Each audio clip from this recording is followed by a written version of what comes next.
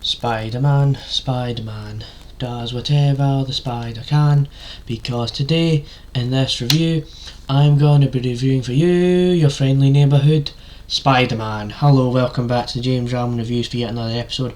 In today's episode I'm just coming out of the woodworks dropping another review on the channel because last night I did finish Your Friendly Neighbourhood Spiderman, and this is a series that I have been meaning to watch.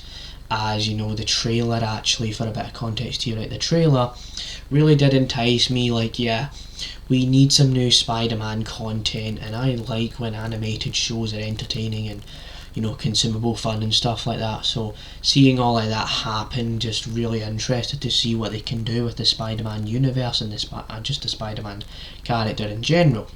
So there's definitely all of that, and you have also what you have to know about Your Friendly Neighbourhood Spider-Man, the series, is that you've got 10 episodes. So the first two dropped on the 28th of January, and then over the course of February it wrapped up on February 19th. So just a few weeks ago the show is over, and we're not going to be spoiling a lot about this, as I am pretty sure there is a season 2 in the works and confirmed for next year and stuff like that. So we will not be spoiling anything. So let's get into, you know, my thoughts on this series and what I would give it out of 10 and stuff like that. So the way that I am going to actually do this is, you know, kind of give you my thoughts on every episode and then sort of rate it out of 10.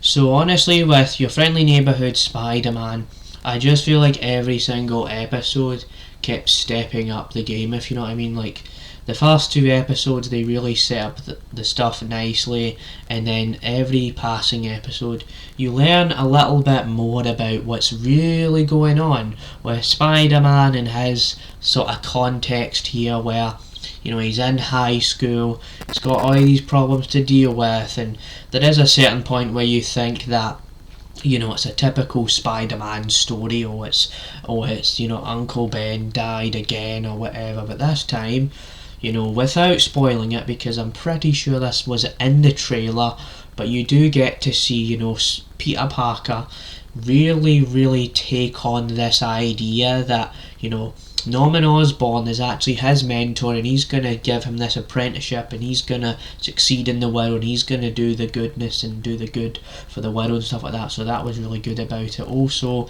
the animation is actually pretty solid. I do remember when the first trailer came out, people were like, oh no, the animation looks horrible, oh god, why do they make it look like that?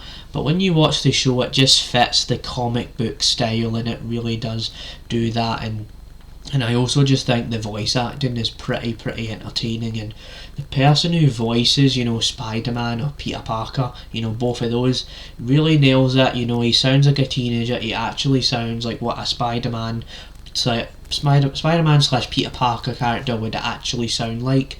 So that was all quite good and well, and I would just say mostly the voice acting is really good.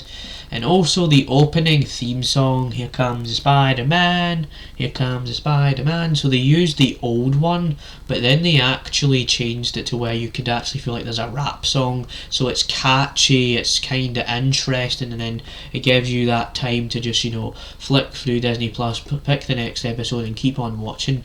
So honestly, out of 10, I would probably give Your Friendly Neighbourhood Spider-Man a solid whopping probably like a 7 out of 10.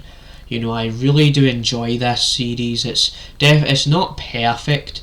I enjoyed every single episode, but if you're somebody that's like, I have seen it all with the Spider-Man sort of IP, then this will not be for you. If you're not into really, you know, kind of kid friendly stuff, you probably won't enjoy this either. Yeah, there's a few points where it does get a bit, you know, serious, but this is a pretty kid sort of show. So if you're not really into any of that, then I would not recommend this show. And there is some points in the plot where they do use familiar villains in the Spider-Man universe, and then sometimes they will change it up so that it makes it more interesting. And because it's an animated show, you know, there's a lot more things you can do with animation, so there's all of that. So that's my review of your friendly neighbourhood Spider-Man. Keep it coming, Marvel, because this year you've been putting out some pretty cool stuff. So yeah, I'm gonna web swing out of here and see you next time. Bye.